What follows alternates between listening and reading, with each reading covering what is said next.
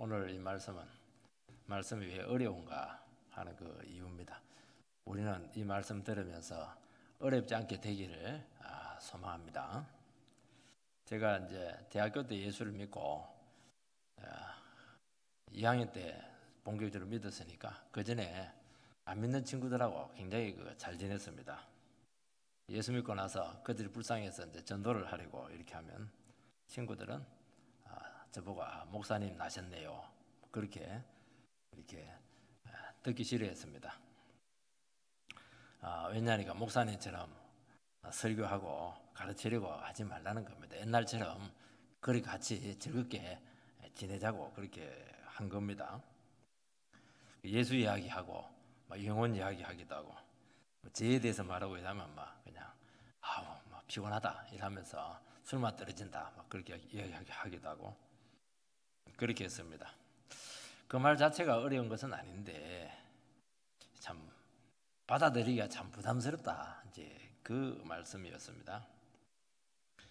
지금 다 성인이 되어 가지고 대학생인데 지금까지 내 나름대로 인생관이 있고 가치관이 있는데 그걸 네가 왜 인위적으로 깨뜨리려고 하느냐 그렇게 하지 말라는 겁니다. 그러면 분위기 안 좋아진다는 겁니다. 지금 이 나이에 너 말을 혹시 듣는다면 옳고 그름을 떠나가지고 너무 희생이 크다. 그래서 더 이상 말을 하지 못하게 그렇게 막았습니다. 오늘 본문의 배경은 예수님께서 오병이의 기적을 한 후에 무리들이 다시 찾아와서 예수님을 왕으로 삼고 우리 빵 문제를 좀 해결해 달라고 그렇게 그들이 요구를 했습니다. 주님은 빵은 안 주시고 자꾸 말씀만 하셨습니다. 그리고 위로해 주는 말씀도 아니고 제 문제를 자꾸 말씀하시고 또 영혼의 문제도 자꾸 말씀하시고 그리고 나는 영혼의 문제를 해결하기 위해서 하늘에서 내려온 떡이다. 또 참 그런 좀 어려운 말씀, 무시무시한 말씀도 이렇게 하시고 너희들이 내 살을 먹고 내 피를 마셔야 된다. 그렇게 말씀을 했습니다. 이 대화를 굉장히 길게 하지 않았습니까? 벌써 오늘 본문 봐도 60절이 넘지 않습니까? 상당히 대화를 길게 했는데 무리들이 예수님과의 대화를 통해서 두 가지를 깨닫습니다. 하나는 뭐냐니까 이분은 우리들의 그 요구를 들어주실 분이 아니다 하는 것을 깨닫게 됩니다. 또 하나는 이분의 말씀을 계속 듣고 있으면 그들이 가지고 있던 그 세계관이 자꾸 구멍이 나고 가치관이 자꾸 허물어지는 것을 그들이 깨닫게 되었습니다. 지금까지 그들은 몸에 밴 사고방식이 있어요. 그동안 옳다고 여긴 그의 삶의 방식이 있고 가치관이 있는데 그걸 자꾸 이렇게 무너뜨리는 겁니다. 그리고 듣도 보도 못한 희생이 너무 큰 새로운 세계관을 자꾸 이렇게 예수님께서는 요구하고 있는 것입니다. 그래서 그들이 보인 반응은 뭐냐? 어렵다. 이 말씀을 누가 들을 수 있겠는가? 실컷 들어놓고 이제 어렵다 그렇게 이야기하는 겁니다. 왜냐하니까 그들이 원하는 것은 주지는 않고 자꾸 자기를 변화시키려고 한다고 한 그 반감이 그들에게 있었던 것이고 결국에는 다 떠나버립니다. 12명 제자들 남겨놓고 전부 다 떠났습니다. 그러니까 어려운 겁니다. 이게 예수 믿는 게 참 어려워요. 얼마나 관심을 가지고 구름 때처럼 수만 명의 사람들이 왔는데 다 떠나고 딱 12명만 남았습니다. 우리가 이 정도 남아있는 것만 해도 굉장한 겁니다. 사실은. 첫 번째는 말씀이 참 어렵다는 겁니다. 60절 말씀을 읽어보면 제자 중 여럿이 듣고 말하되 이 말씀은 어렵도다. 누가 들을 수 있느냐 한데 제자들이 보인 반응이 뭐냐? 어렵다는 겁니다. 말씀이. 누가 이 말을 들을 수 있겠는가? 참 말씀은 사실은 좀 어렵죠. 왜냐하니까 인간의 생각이나 사상이 아닙니다. 가치관이 아닙니다. 그러니까 인간의 이성하고 상식하고 어떤 지각으로 사실은 말씀을 이해한다는 것은 어렵습니다. 예수님께서는 스스로에 대해서 나는 하나님께서 보내신 분이다. 나는 하늘에서 내려온 산떡이다. 내 살을 먹고 내 피를 마셔라. 사실은 이것은 말 자체는 쉬울 것 같은데 개념적으로 보면 이게 이해할 수 있는 개념은 아닙니다. 이 세상적인 개념이 아니었어요. 예수님께서는 비유를 통해서, 빵 비유를 통해서 어떻게 하든지 쉽게 그들에게 접근하려고 했고 그들을 설득하고 이해시키려고 했지만은 사실은 이게 쉽게 와닿을 수 있는 말씀은 아닙니다. 그런데도 불구하고 이들은 중간에 도망가지 않고 그 긴 말씀을 끝까지 들은 것은 말씀 그 자체가 어려운 것은 아니었다는 것을 알 수가 있습니다. 주님은 내 살을 먹어야 된다. 그래야 생명을 얻는다 했는데 이것은 예수 믿으면 우리 영혼이 살고 영생을 얻는다는 것이면 구원받는다는 겁니다. 내 피를 마셔야 된다고 하는 것은 예수님을 믿고 내 죄의 깨끗함을 받아야 된다는 것을 이야기하는 것입니다. 여러분, 우리가 예수 믿고 우리가 구원받고 죄 용서받고 하나님 자녀 되고 이게 우리가 늘 듣던 얘기거든요. 기본 중에 기본입니다.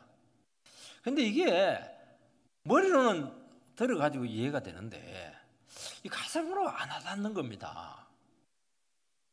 우리가 주일하기 때부터 귀가 딱 앞으로 드는 게 뭡니까? 예수가 내 죄를 위해서 십자가에 죽으셨다는 것이고 예수를 믿으면 내가 죄 용서받고 새로운 인생을 살게 되고 생명을 얻는다 하는 건데 이게 안 믿어지는 겁니다. 가슴으로 잘 내려오지 않는 것이 느껴지지 않는 거예요. 동의가 되고 공감이 잘 되지 않는다는 겁니다. 서영상 교사님이 우리나라 초창기에 와서 오랫동안 그 커뮤니케이션이 잘 안 되었다고 합니다. 그래서 복음을 전하는데 참 어려웠답니다.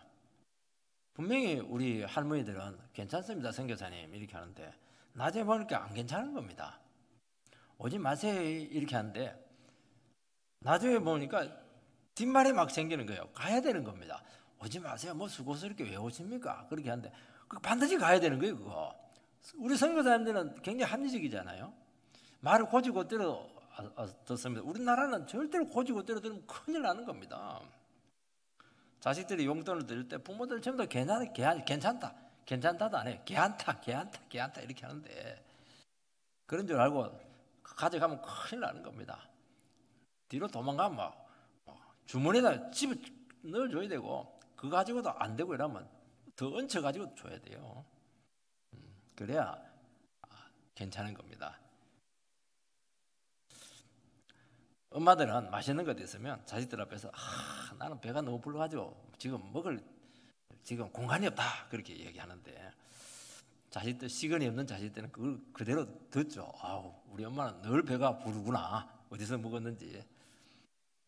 지가 엄마가 돼서 자식 키워 보면 알아요. 그 말 이전에 그 본심을 알아야 되고 그 마음을 사실은 읽어야 되는 겁니다. 이게 참 어려운 문제예요. 사고방식의 문제, 사고방식. 커뮤니케이션이라는 게 쉽지가 않습니다. 우리가 신앙도 마찬가지입니다. 그 말을 문자적으로 이해하는 수준으로서는 안 되고 이 가슴으로 느껴져야 되고 중심으로 깨우쳐져야 신앙이 생기는 것입니다. 예수님이 내 죄를 위해서 십자가에 죽으셨다는 것은 우리 다 알고 있습니다. 근데 그게 이제 가슴으로 믿어져야 되는 것입니다. 주님이 나를 얼마나 사랑하시는지 그 사랑이 느껴져야 되는 겁니다. 내가 얼마나 죄인인지 참 이런 죄를 위해서 하나님의 아들이 십자가에서 그 고통을 당하시고 심장이 찔리시고 그냥 손바닥에 못이 박히고 발바닥에 그냥 못이 박힌 그 절규가 그 피튀김이 우리 가운데 막 느껴져야 되는 것입니다. 그러면서 어떻게 됩니까? 막 감격이 살아나야 되는 겁니다. 거기서 완전히 우리 인생에 새로운 그런 전환점이 되면서 우리가 그때 감격하고 눈물을 흘리면서 우리 인생이 근본적으로 바뀌게 된다는 것입니다. 나를 살리기 위해서 어떤 대가를 지불했는지 알게 될 때 그 사랑의 깊이가 늘 있게 되고 그 사랑을 우리가 늘 품게 되고 하나님 나를 이렇게 사랑하셨구나 하는 그 사랑에 우리가 이게 겨워가지고 그 사랑에 대한 보답으로 열심히 믿음으로 살고 신앙생활을 하고 다른 사람을 섬기고 우리 자신을 사랑할 수 있는 그 힘이 여기서 생기는 것이고 이것이 생명을 사실은 얻는 것입니다. 주님께서 지금 이것을 이야기하는데 그 무리들은 이게 전혀 마음에 와닿지가 않았던 것입니다. 무리들이 뭔가 있긴 있는데 이게 막 와닿지가 않으니까 계속 중간에 도망을 안 가요. 그건 참 귀한 것이었습니다. 그리고 반응을 보입니다. 수근거리기도 하고 막 다투기도 하고 이게 무슨 뜻일까? 그리고 주님 앞에 이해가 안 되는 것도 물어보기도 하고 질문까지 합니다. 이 말은 뭐냐니까 무슨 뜻인지 몰라서 어렵다고 한 것이 아닙니다. 여기서 어렵다 이렇게 할 때 이것은 이제 헬라어로 스클레로스 이렇게 하는데 이 말 뜻은 용납하기 어렵다, 관용하기 어렵다, 수용하기 어렵다 이 의미를 가지고 있습니다. 그러니까 어렵다고 하는데 어렵다고 하는 게 꼭 이해의 문제가 아니라는 겁니다. 지식의 문제가 아니라는 것이죠. 이것은 수용의 문제라는 것입니다. 그러니까 의미는 무슨 말인지 알겠는데 그 말씀의 요구를 받아들이기가 참 벅차다 하는 그런 의미를 가지고 있습니다. 왜냐하니까 그들이 기대한 그 말씀이 아니었기 때문입니다. 당신의 말씀의 의미는 어느 정도 알긴 알 것 같은데 참 그걸 받아들이기가 어렵다는 것이고, 나는 그런 데 관심 가지는 것보다는 나는 다른 데 좀 관심이 있다는 것입니다. 나는 빵 문제에 더 관심이 있고 나는 직장 문제에 관심이 있지, 당신이 말한 뭐 제가 어떻고 또 뭐 저기 뭐 영원한 생명이 어떻고 나는 지금 당장 끼니가 중요한데 그런 데 대해서 관심 쓸 지금 여력이 없다는 겁니다. 먹고 살기도 힘든데 어떻게 예배도 나오고 또 뭐 하나님 뜻도 듣고 이런 거 골치 아파가지고 나는 그것까지 신경이 안 간다는 거예요. 관심이 안 간다는 겁니다. 이게 우리랑 너무 비슷하지 않습니까? 지금 목사님이 앞에서 가지고 이것저것 하나님 뜻이 어떻게 얘기하는데 우리 지금 당장 어려운 문제가 있는데 그것까지 나에게 신경을 쓰라고 하면 내가 어떻게 살아가냐고 지금 그렇게 역정을 내는 것과 똑같습니다. 그냥 무리들이 어려워한 것은 의미나 내용의 문제라기보다도 이 수용의 문제고 관심의 문제고 이 순종의 문제고 이 태도의 어떤 요구에 대한 그 반감이었던 것을 알 수가 있습니다. 예수님께서는 나는 하나님께서 보내신 분이다는 것입니다. 하늘에서 내려온 나는 산떡이다. 그래서 내 살을 먹고 내 피를 마셔라. 어떻게 보면 뭐 그냥 믿고 받아들이면 또 문제가 되지가 않습니다. 그러니까 이 생명을 얻는 길은 인간의 노력이나 인간의 어떤 자격이 아니고 하나님께 주신 떡이신 예수님을 그냥 받아서 믿고 그냥 순종하면 된다는 것입니다. 그러면 너희들에게 영원한 생명을 주시겠다는 것입니다. 이분이 하나님의 아들이심을 고백하고 내 죄를 위해서 피 흘리셨다는 것을 믿고 나는 죄인입니다, 하나님의 아들을 믿겠습니다, 내 인생을 바치겠습니다, 그렇게 겸손하게 말씀에 반응하면 된다는 겁니다. 그리고 이 세상과 다른 생명의 세계가 있고 우리의 육체적인 필요보다는 영적인 필요가 있고 말씀이 생명이기 때문에 그것을 붙들으라고 요구를 하고 있는 것입니다. 지금 무리들은 그런 데 대해서 관심이 없습니다. 먹고 사는 문제인데 지금 뭐 실직할지 안 할지 그런 것들이 중요하고 지금 뭐 끼니가 어려운 겁니다. 그런데 자꾸 하나님의 뜻이 어떻고 이렇게 말씀을 하고 있는 것입니다. 그들은 지금 어떻게 하든지 세상에서 살아남고 세상에 좀 영광을 받고 싶고 뭔가 좀 추구하고 싶은데 자꾸 하나님께 영광을 돌리라고 하는 것입니다. 지금 빚 문제가 급하고 경제적인 어려움이 심각합니다. 주님은 그렇게 대해서는 말씀하지 않고 자꾸 말씀만 붙들려 하고 죄를 문제 삼고 그래 나도 지금 세상 가운데서 열심히 해도 먹고 살까 말까 한데 자꾸 스스로를 내려놔라고 네가 있는 거 포기하라고 자꾸 그렇게 말씀하시니까 이게 도대체 이게 이해가 안 되고 소화도 안 되고 받아들일 수가 없다고 말씀하고 있는 것입니다. 제가 처음 설교 말씀을 들을 때 아직도 기억이 생생합니다. 에스겔서 말씀인데 에스겔서가 얼마나 어려웠습니까? 대선지서지 않습니까? 근데 설교를 듣는데 다 이해가 되었어요. 제가 신동이라서 그런 게 아닙니다. 내용이 사실 어렵지는 않았습니다.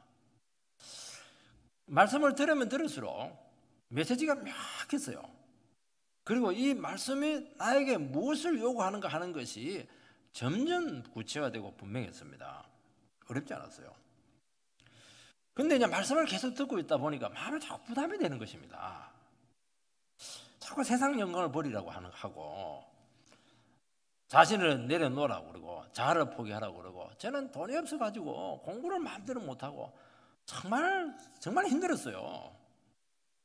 참 그냥 돈 벌고 떵떵거리고 살고 싶은데 인생의 새로운 목표를 자꾸 이렇게 설정을 하라고 이렇게 하니까 굉장히 혼란해 왔습니다.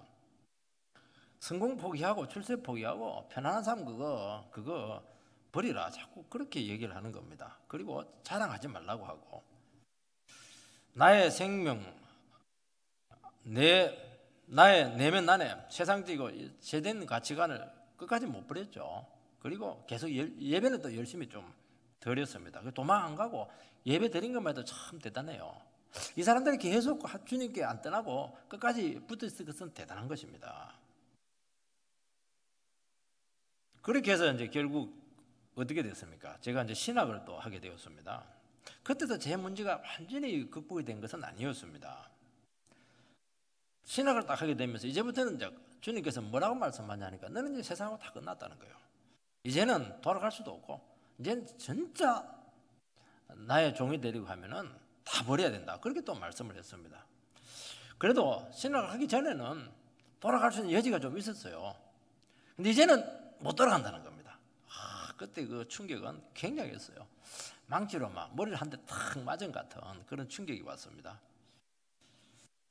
결혼을 두고 기도를 했는데 세상적인 기준 다 버리라 이렇게 하는 겁니다. 그래서 반쯤 죽다가 살아났습니다.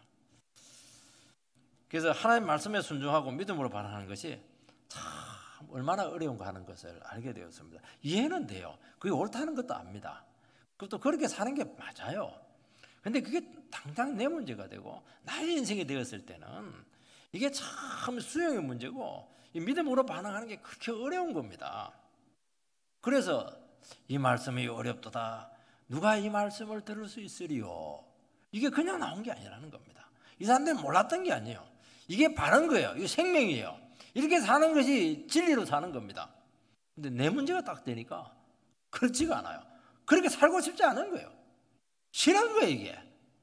나는 그냥 다른 사람처럼 그렇게 막 큰 소리 치면서 떵떵거리면서 살고 싶고 구질하게 뭐 예수 믿는다고 해서 구질구질 하는 것도 아니에요. 정말 존경합니다.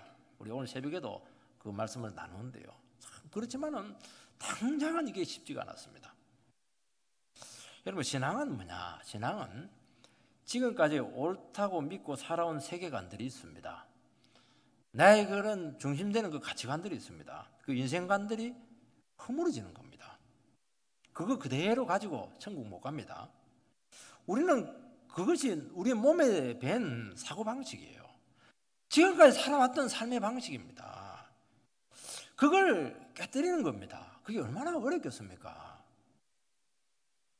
말씀이 옳다는 것은 알지만은 참 희생이 따릅니다. 그동안 내가 축적해놓은 것도 많고 뿌려놓은 씨도 많고 이렇게 했는데 그거 다 거두절미하고 나와 함께 새로 시작하자 이렇게 말씀하시니까 바닥에서 새로 시작하자고 이렇게 하니까 얼마나 힘듭니까? 과격한 결단을 주님께서는 요구합니다. 지금 당장 결단하라는 겁니다. 당장 집에 가서 생각하고 그러면 늦다는 거예요. 안 된다. 지금 결단 못하면 집에 가도 안 된다는 겁니다. 이스라엘 백성들이 참 노예살이 하다가 애굽에서 홍해를 건너서 모세와 함께 광야로 왔습니다. 그들이 믿었던 신앙은 뭐냐? 사람이 사는 것은 떡으로 사는 것이 아니요 하나님의 입에서 나오는 말씀으로 산다. 그 말 듣고 이제 광야를 나왔죠. 사실 미친 겁니다. 그게 광야에서 어떻게 살 수가 있겠습니까? 진짜 광야에 딱 오니까 믿음은 믿음이고 아무것도 없는 거예요. 아무것도 없어요.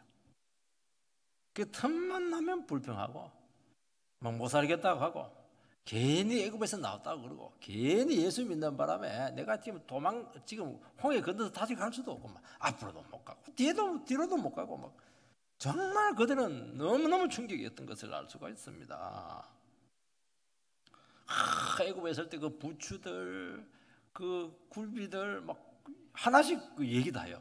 부추, 뭐 소금, 뭐 온갖 깨소금 뭐 다 얘기해요. 그게 너무 그리운 거예요. 이게 광야에 있으니까 아무것도 없는 거예요. 아무것도. 애굽에 익숙한 제된 삶을 버리는 것이 그렇게 어려웠습니다. 왜냐하니까 한두 가지 바꾸거나 포기하는 게 아닙니다. 기독교는 그리고 우리가 그동안 살아갔던 삶에서 플러스 기독교, 종교를 하나 더 가지는 게 아닙니다. 그게 문제예요. 그게 인생 전체가 걸린 문제고 삶을 근본적으로 완전히 바꾸는 겁니다. 지금까지 삶을 다 깨뜨려버리고 새로운 삶을 살아가라는 것입니다. 얼마나 부담스러웠겠습니까? 그래서 출애굽 나온 20세 이상의 신앙의 1세대들은 결국에는 못 바꿉니다. 이게 못 바꿔요. 근본적으로 못 바꿉니다. 광야 가면서 하나님 말씀만 붙들고 감사하고 찬송하고 이렇게 하면 참 좋을 텐데 여호수아 갈렙만 딱 그렇게 하고 나머지 60만 명 중에서 59만 9,998명은 다 죽어버렸습니다. 결국 축복에 못 들어가요. 지옥에 갔나? 그거는 모르겠어요. 그런데 가나안 축복에는 못 들어갔어요. 광야에서 다 죽었습니다. 참 이거 보면요, 말씀이 참 어렵다는 것을 알 수가 있어요. 누가 이 말씀을 들을 수 있으리요? 못 듣습니다. 여러분, 우리가 완전히 주님께 내 자신을 드리지 않으면 광야 백성처럼 뭐 신앙생활 하면서도 원망, 불평, 조금만 무슨 문제 생기면 막 도망가려고 하고 막 그냥 그렇게 말이 많습니다. 그러면 이제 결국 방황하다가 광야 돌아가면 되는데 못 돌아가요. 왜냐 홍해가 딱 가로놓여 있어 가지고 이제 못 돌아갑니다. 그냥 계속 광야 생활이라, 계속 떠돌이 생활 하고 있는데 광야에서 죽습니다. 축복 못 받아요. 생명이 없기 때문에 그렇게 하는 겁니다. 그거 지금 이야기하는 겁니다. 이때 이제 가장 걸리는 말씀이 있습니다. 하나님의 뜻이 어떻고, 하나님의 영광이 어떻고, 하나님의 은혜가 어떻고 이렇게 하면 막 속에서 막 거부감이 생겨요. 제가 섬겼던 그 목사님은 개척과 함께 신대원을 이제 들어갔는데 개척이 얼마나 어렵겠습니까? 상가에게 개척을 했는데, 근데 개척도 어려운데도 불구하고 부흥을 하고 또 그 바쁘고 힘든 가운데서도 불구하고 신대원을 1등을 해가지고 1등으로 졸업을 했어요. 사람들이 묻습니다. 어떻게 개척을 하면서 신대원이요 고3을 능가합니다. 얼마나 공부를 많이 시켰는지 몰라요. 이게 어떻게 또 1등까지 했습니까? 이렇게 하니까 하나님께서 지혜를 주셨다고, 하나님께서 은혜로 탁 목회도 잘하고 그냥 공부도 1등을 했다고 그냥 그렇게 하는 겁니다. 그 얘기 들으니까 저는 막 속이 좀 불편했어요. 자기가 열심히 했기 때문에 1등 했죠 뭐. 다른 사람보다 또 머리가 크세요 이분은. 머리가 굉장히 크니까 서울대 나오고 이렇게 했으니까 머리가 좋으니까 한 것이지 무슨 그 은혜 자꾸 그렇게 얘기하냐고 제 마음속에 조금 불편했던 것을 지금도 생각을 해요. 그걸 지금 가만히 생각을 해보면은 예전에 저는 그 사고가 영적이지 못했다는 겁니다. 세상적인 사고방식을 가지고 있었고 여전히 내 자신을 내려놓지 못했어요. 내가 잘해야 된다, 내가 하면 된다, 어떤 신념주의 이런 것들이 내 속에 있었다는 것을 알게 돼요. 진짜 내를 다 내려놓고 주의 은혜로만 살 수 있습니다. 주님께서 능력 주시면 다 할 수 있습니다. 이런 고백이 안 나왔다는 것을 알 수가 있었습니다. 그럼 마음속에 거부감이 있었다는 것을 알 수가 있는 거예요. 그게 지금 무리들과 똑같은 겁니다. 너 다 내려놓고 나를 먹어라. 내 힘으로 살아가는 것이거든요. 예수의 살을 먹고 예수의 피를 마신다고 하는 것은 예수님의 능력으로 살아가는 것이고 예수님께서 주시는 힘으로 살아가는 것입니다. 그들은 그럴 마음이 없어요. 왜냐하면 자기는 힘이 있는 거예요. 지금 자신이 있는 거예요. 지금 거부감이 생긴다는 겁니다. 이게 여러분, 주님의 말씀은 대단히 도전적이고 과격합니다. 우리의 인생관을 철저히 깨뜨립니다. 그리고 우리의 자아를 완전히 부숴야 되는 것입니다. 이것이 간단한 고백으로 예수 믿습니다, 아멘, 그렇게 한다고 되겠습니까? 수십 번, 골백 번 자기 자신을 십자가에 못 박아야 되는 것입니다. 여러분, 주님의 말씀이 어려운 이유는 이해가 안 되기 때문이 아니고 현실적으로 받아들이고 순종하기가 참 어렵기 때문인 것입니다. 이게 실전이에요. 현실입니다. 죽고 사느냐 하는 문제가 걸려 있는 것이고 인생의 방황이냐 방학을 끝내고 축복이냐 하는 그런 문제가 걸려있기 때문인 것입니다. 저는 참 목회를 하면서 가장 어려운 문제가 과연 사람이 변할 수 있을까 하는 문제죠. 부목사님으로 있으면서 담임 목사님이 변할 수 있을까? 그게 굉장히 궁금했어요. 늘 의문점이었죠. 그런데 알게 되었습니다.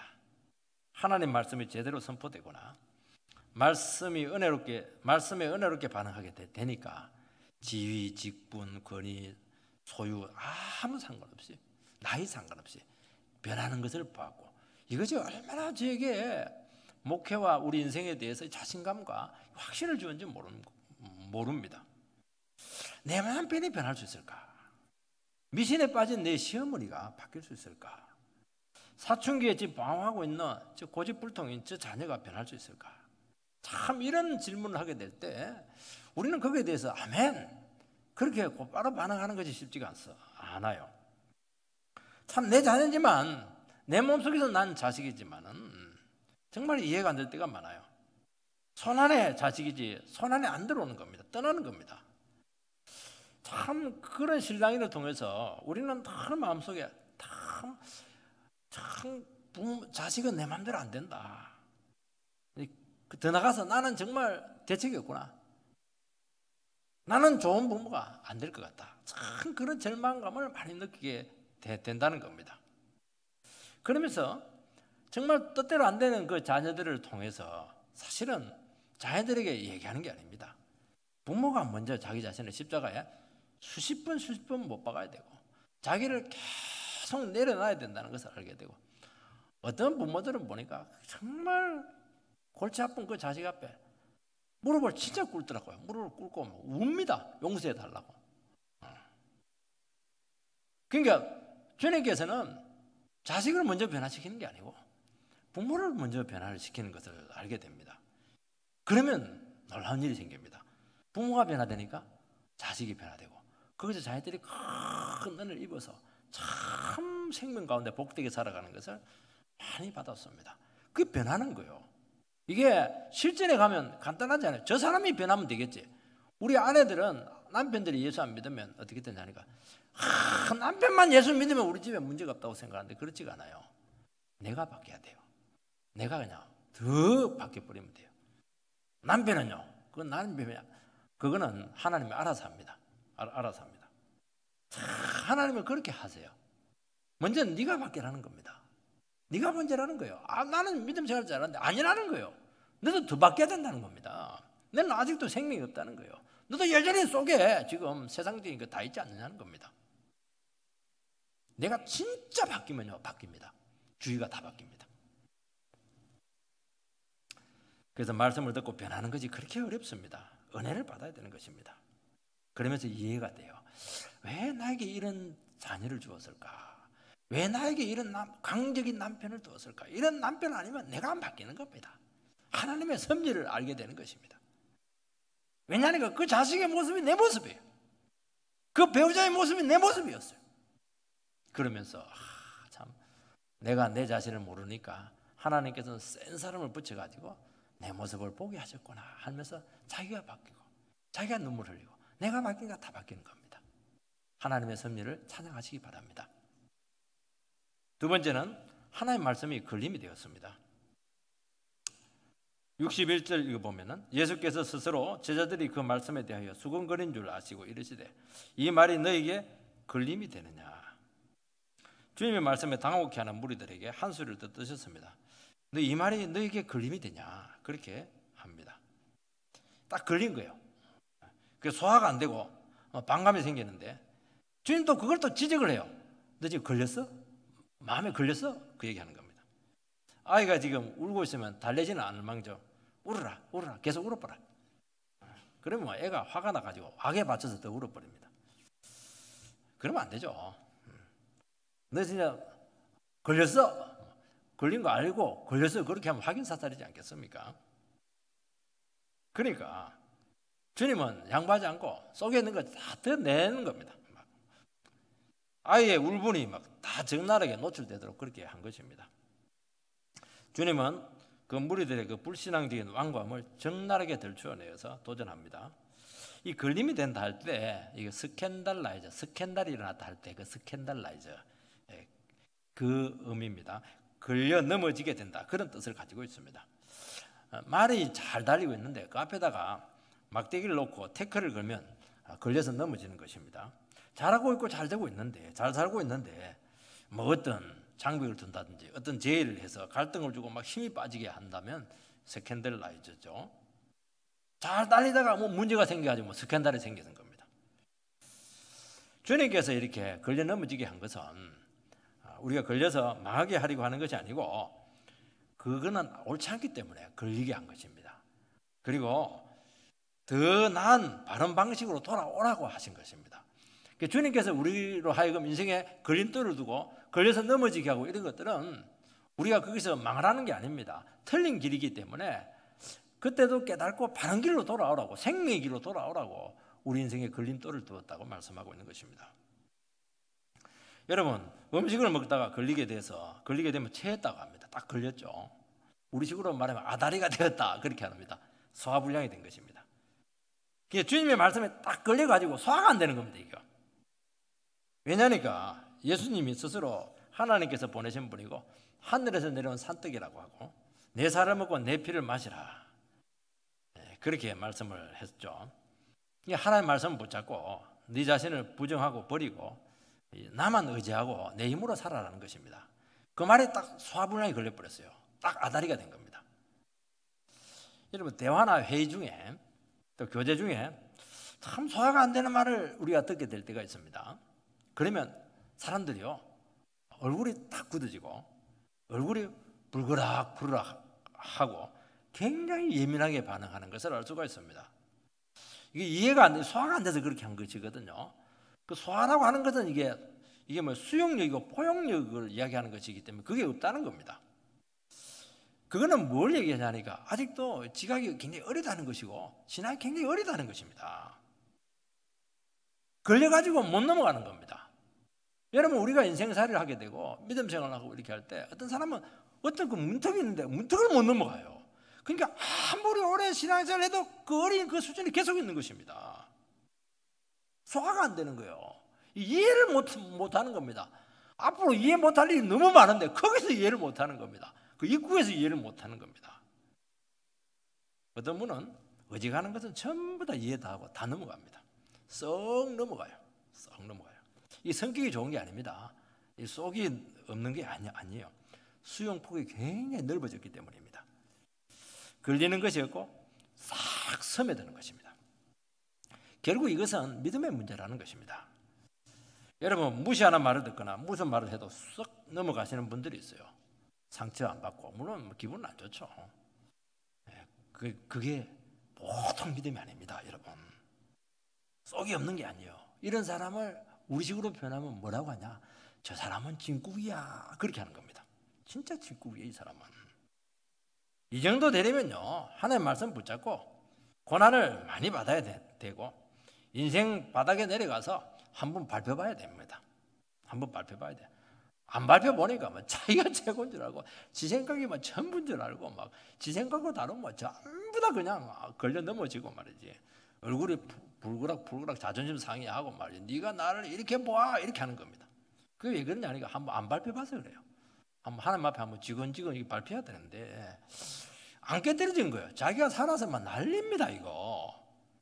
주님도 막 대책이 없어요, 이거. 다 큰 사람은 막 패대기 칠 수도 없고 말입니다. 여러분, 이 세상에서 가장 단단한 껍질은 영덕에 있는 대개 껍질이 아닙니다. 인간의 그 제된 자아의 황광 껍질, 이게 굉장히 어려워요. 이거 대책이 없어요, 이거. 듣기 싫은 소리, 자존심 상하는 말들, 이해할 수 없는 행동에 대해서 쉽게 마음을 닫고 예민하게 반응하는 것은 아직 내가 살아있기 때문에, 덜 죽어서 그런 겁니다. 어리기 때문이고 영적으로 모르기 때문입니다. 하나님 나라의 부요함에 절대로 못 들어가고 생명을 얻을 수가 없습니다. 제가 부역자로 있을 때 이 커피 심부름을 많이 했습니다. 담임 목사님, 뭐 사람은 내 사람인데 스타벅스를 3잔만 사오라는 거예요, 이게. 그래서 뭐 3잔 사오니까 당연히 담임 목사님 하나, 내 하나, 곧 두 녀석은 이제 하나하고 둘이 나눠 먹을 것으로 생각을 했는데 아니에요. 담임 목사님 하나, 나머지 친구 하나. 그러면 이제 둘 남았으니까 그 둘 가지고 나하고 이제 그 친구하고 이제 나눠 먹어야 되는데 일반 컵을 가져오라는 거예요. 그 맥심 커피 그 컵 그거 조그마한 거 가져오라더니만 다음에 쓱 따라더니만 그 안 좋은 그 컵을 오리지널 스타벅스 컵은 내 후임 목사한테 주고 신부를 만나는 그 흐름한 그 컵을 주는 겁니다. 먹는데 얼굴이 붉어락 나를 이렇게 무시하나 막 그냥 그때 제가 느꼈어요. 아직도 네가 덜 죽었구나. 그것도 못 넘어가냐 이놈아 이렇게. 그때 뭐 굉장히 쓴 커피를 마신 적이 있습니다. 여러분요 믿음이 없고 수용 복이 없으면 인생의 쓴만 많이 봅니다. 쓴 인생을 살아가게 될 겁니다. 그거 뭐가 중요해 그거 컵 그거 물론 온전한 컵 주면 참 좋을 텐데 말입니다. 못 넘어가는 거예요. 뭐가 그렇게 배알이 꼬이는지 못 넘어가는 겁니다. 아직 멀었죠. 멀은 겁니다. 주님은 신앙의 기본 중에 기본을 지금 말씀하고 있는데 너 이것도 소화되지 않고 못 넘어간다면 도대체 어떻게 신앙생활을 하겠느냐는 겁니다. 여러분 말씀 앞에 인생들은 속일 수 없어요. 자기 자신의 상태가 계속 드러날 겁니다. 계속 스캔달라이죠. 주님께 계속 여러분의 인생 가운데 걸림돌을 두게 될 겁니다. 그걸 자꾸 받쳐 넘어가면 어떻게 하려고 그래요? 코 깨지고 팔 부러지고 그냥 목 부러지고 이렇게 할 텐데 말입니다. 여러분 기억해야 됩니다. 왜 내가 안 잘할까? 내가 왜 어린 상태에 계속 있을까? 내가 왜 이렇게 은혜를 받지 못할까? 내 인생에 이렇게 축복 가운데 쑥쑥 나가지 못할까? 스캔달라이죠. 믿음이 없어가지고 딱 걸려서 넘어가니까 그렇게 하는 겁니다. 지 생각을 못 부리는 거예요 이게. 저는 목회를 하면서 옳고 그름으로 영혼들을 많이 상대했습니다. 내가 생각해서 이것은 옳지 않다. 그래서 그 사람을 결코 넘어가지 못했습니다. 근데 나중에 보니까 이게 목회의 결정적인 걸림돌이었어요. 그래서 성경반은 그 부인들 모임 가운데 고백을 했어요. 그런 부분들이 나왔습니다. 참 나의 목회 한계는 이건 같다고 이렇게 하니까 놀라운 사실은 그 자매님들이 전부 다 고개를 끄덕끄덕 하는 겁니다. 아니에요 그렇게 할 줄 알았는데 그게 사실은 걸림돌이었어요. 내가 옳고 그름이라고 하는 것은 그건 내 기준이고 내 자존심이고 내 수용폭의 문제라는 것입니다. 주님처럼 이해가 안 되고 부족하고 심지어 상처를 주는 영혼이더라도 주님 그들 기도하지 않았습니까? 싹 다 넘어가는 거예요. 싹 다 이해하고 받아주었습니다. 여러분 주님이 우리한테 사사시 따졌으면 천국 갈 사람 아무도 없습니다. 우리가 주님이 싹 넘어가지고 풍모 뿌리고 그 십자가에 자기를 못 박아주고 기도해 주니까 우리가 다 이렇게 생명을 얻고 믿음 생활을 하지 않겠습니까? 마지막으로는 말씀 앞에 철저히 반응해야 됩니다. 62절 말씀을 읽어보면 그러면 너희는 인자가 이전에 있던 곳으로 올라가는 것을 본다면 어떻게 하겠느냐? 이전에 있던 곳으로 올라가는 것은 주님이 십자가에 죽으시고 부활하셔서 하나님 보좌 우편으로 등극하시는 구원 사역 전체를 이야기합니다. 주님께서는 낮아지셨다가 높아지셔서 온 세상의 통치권자가 되셨습니다. 주님은 이 정도의 말씀으로 너희들이 힘들한다면 앞으로 너무 엄청난 일들이 지금 남아있었는데 이것을 어떻게 너희들이 수용하고 받아들이려고 하느냐 그렇게 지금 도전하고 있습니다.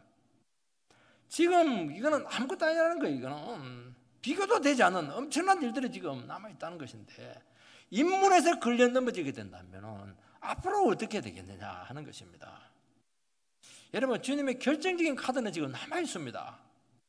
이분의 모든 정치와 진리와 진실과 영광과 권세가 드러나게 될 텐데 그분이 만왕의 왕으로 등극하게 될 텐데 그때 너희들 그 부끄러움을 어떻게 감당하려고 하느냐 스스로 자멸하든지 심판을 받게 된다는 것입니다. 우리가 말씀에 믿음으로 반응하지 않고 자기를 끝까지 지키고 자기를 버리지 않으면 자멸하는 순간이 반드시 온다는 것입니다. 다윗이 사울에게 쫓겨 도망 다녔죠. 한 13년 정도 아마 너무너무 그냥 인생의 고통이었습니다. 다윗은 그 위험을 피해서 살아남는 것이 1차적인 목적이 아니었습니다. 그것도 참 힘들었죠. 그런데 다윗을 더 괴롭혔던 것은 내면적인 문제였습니다. 왜 내가 의롭게 하고 말씀대로 믿음대로 했는데도 이렇게 고통이 되느냐? 저 사람 왜 이렇게 나를 미워하냐? 그 이해되지 않는 상황 속에서 상황도 이해도 안 되고 사울도 이해도 안 되고 하나님도 이해가 안 되는 거예요. 이게 여기서 현실은 너무너무 힘든 겁니다. 여기서 딱 잘못하면 영혼이 자멸합니다. 그래서 스스로 영혼이 걸려 넘어지게 돼야 되는데 다윗은 이것을 전부 다 스캔들라이저 극복을 다 해버렸어요. 넘어지지 않았어요. 이게 다윗이었습니다. 이걸 이렇게 하라는 거예요. 이렇게. 다윗은 어떻게 했냐? 어떤 상황에서도 하나님 말씀 붙들고 자기를 쳐서 복종시키고 한없이 낮아지는 상황을 전부 다 소화를 다 해냈습니다. 소화가 쉬웠겠습니까? 반 죽어요. 그거. 현실도 어려운데 그 주어진 상황을 내가 소화를 해내는 게 얼마나 어려운지 몰라요. 나는 왜 이렇게 어려운 처지에 있어야 되냐고. 나는 내 혼자 이렇게 고생을 해야 되냐고. 하나님 내가 무슨 전생의 원수가 원한이 많아서 이렇게 인생을 피곤하게 하십니까? 이걸 어떻게 소화를 해냅니까? 소화 못 해내요. 이걸 전부 다 말씀으로 소화를 다 해냈습니다. 아무 잘못 없는 자기 자신을 죽이려고 추격하는 사울을 소화하지 못하면 어떻게 합니까? 사울을 죽일 수 있는 두 분의 기회가 있었습니다. 안 죽여요. 왜 안 죽였습니까? 사울을 극복을 해냈거든. 소화를 해냈거든. 소화 못 해내면 바로 죽이죠. 아무 얘기 안 해요. 아무도 모르고 왕 되면 왕 되는 겁니다. 그런데 딱 극복을 하고 안 죽여요. 하나님 손에 딱 맡깁니다. 이게 뭐냐니까 소화를 하는 겁니다. 이게 이런 것들이 있다는 게 이런 것들이 우리 인생 가운데 반드시 인생의 오점을 남겨야 되고 그의 왕길은 오래 가지 못합니다. 스스로 파멸의 길을 갈 수밖에 없습니다. 믿음으로 철저히 말씀으로 소화해서 반응을 했던 것입니다. 자기 영혼이 유익이 되도록 약으로 썼죠. 반면교사로 삼았습니다. 이게 전부 다 나중에요. 인생에 두고 보약이 되어가지고 그 인생을 끝까지 지켜주었고 생명기로 인도했고 축복으로 이끄셨던 것입니다. 여러분 다윗이 왕 돼가지고 뭐 했습니까? 사울 하는 그거 딱 보고 있다가 그렇게 안 한 거예요. 반면 교사라고 하지 않습니까? 사울을 딱 보고 절하니까 안 되는 겁니다. 그럼 나는 그렇게 안 하면 되는 것이죠. 뭐. 이게 어디서 나온 겁니까? 소화를 했기 때문에 나오는 것입니다. 하나님께서 그를 높이셔서 너무 위대한 왕으로 세우지 않았습니까? 그때 다윗이 또 하나님의 능력으로 왕이 되었을 때 또 주위에 있는 사람들이 가만히 있지 않았어요. 열방들, 열왕들, 권세자들이 막 분기탱천해가지고 막 잡아 죽이려고 모의해서 전쟁을 지금 일으키려고 합니다. 하나님께서는 가장 천한 목동 다윗을 한순간에 가장 존귀한 자의 위치로 높이셨습니다. 이게 막 주위 사람들에게는 막 권세자들에게는 너무 충격이었어요. 왜냐하니까 다윗이 올라가는 순간 자기 힘으로 살아간 그 잘난 사람들은 한순간에 빛을 잃어버리게 되었던 것입니다. 하나님께서 다윗을 높임으로 열방과 열왕들을 심판하시고 그들의 삶을 부정하시고 그들의 교만에 대해서 철퇴를 가한 것입니다.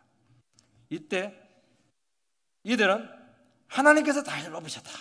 그 현실을 인정하고 다윗에게 고개를 숙였다면 그나마 구원을 받았을 텐데 다 일치단결해서 대적하다가 다윗의 그 철창에 항아리 깨지듯이 무참하게 깨지게 되었다는 것이 시편 2편 말씀에 나타난 정신인 것입니다. 여러분 하나님의 카드는 지금 무궁무진하게 남아 있습니다. 교만하게 자기를 지킬 수 있고 자기 힘으로 얼마든지 살아갈 수가 있다고 여기면 자기를 버리지 않으면 우리 주위에 다윗들이 막 일어나가지고 정죄할 겁니다. 여러분 정말 그 다윗들은 정말 목동들 아닙니까? 정말 천하에 무식한 것들, 정말 인간 아닌 인간들, 그들이 막 은혜 받아가지고 막 그렇게 존귀하게 되고 높아지고 하나님 축복받고 이렇게 할 때 여러분 그거 어떻게 견디려고 그렇게 합니까? 그렇게 뻔뻔스럽게 그렇게 해가지고 그들이 하나님 축복받아가 높아져가지고 우리에게 무슨 말을 할 것 같습니까? 당신 그렇게 살면 안 된다는 거 아닙니까? 말은 안 하지만은 여러분 그 소리를 어떻게 듣고 지금 참으려고 합니까? 한순간에 우리를 낮추시고 비참하게 할 텐데 그 처지를 여러분들이 어떻게 받아들이려고 합니까? 여러분 우리가 목숨을 다해서 의미를 부여한 그 세상 영광이 아무것도 아닌 쓰레기로 취급되는 순간에 오게 될 텐데 그 허망함을 어떻게 감당하려고 한다는 것입니까?